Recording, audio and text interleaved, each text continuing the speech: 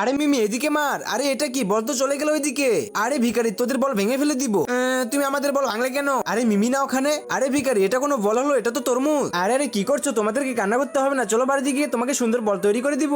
আরে যা ভিখারি কোথাকার। এর আগে তুমি যদি এই ছবিটাকে সুন্দর মনে করো তাহলে ভিডিওতে লাইক করে চ্যানেলকে সাবস্ক্রাইব করে দিবা। আর যদি ভিডিওতে লাইক সাবস্ক্রাইব না করো তাহলে আমি ভেবে নিব এই ছবিটা তোমার সুন্দর মনে হয়নি। আরে মিমি চল আমার সাথে বাড়িতে, তোকে এই কাঠের টুকরো দিয়ে এত সুন্দর একটা খেলনা বল তৈরি করে দিব যেটা থেকে সবাই একদম অবাক হয়ে যাবে। ভাইয়া বল তৈরি করতেছে।